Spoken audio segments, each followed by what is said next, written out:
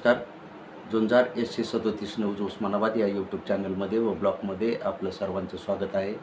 मी आप्पासाहेब शिरसाटे, झुंजार SC37 news Osmanabad या YouTube चॅनलचा व ब्लॉगचा मुख्य संपादक आपणास देत आहे. दिनांक 9 मे 2026च्या धाराशिव, उस्मानाबाद व परिसरातील 10 ठळक घडामोडी. स्वतःच्या अत्याचार करून गर्भवती करणाऱ्या मुलीच्या पित्याला उमरगा अतिरिक्त सत्र न्यायालयाने नराधम पित्याला 20 वर्षे सजा व 500 रुपये दंडाची सुनावली शिक्षा.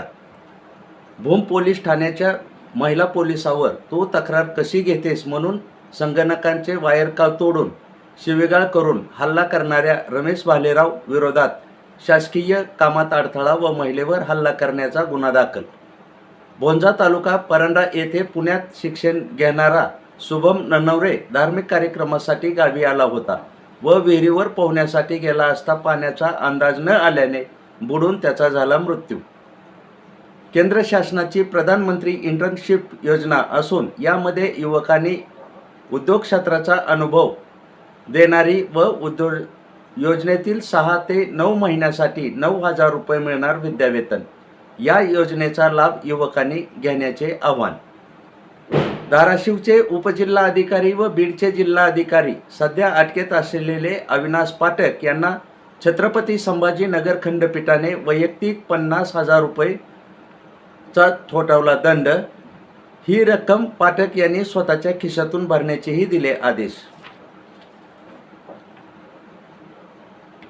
सरकारची पीक विमा कंपनी धार्जिनी भूमिका असल्यामुळे 2020चा पीक विमा प्रकरणात शेतकऱ्याचे आर्थिक नुकसान झाले असल्याचे आमदार कैलास पाटील यांचे मत. राष्ट्रवादी काँग्रेस पार्टी शरद पवारच्या असंघटित कामगार सेलच्या जिल्हाध्यक्षपदी उमेश विक्रांत शिरसाटे यांची निवड. यामुळे मित्रमंडळीने कडून झाले अभिनंदन. कळंबमध्ये जुन्या वादातून दूध डेअरी परिसरात शस्त्रासह तुंबळ हाणामारी.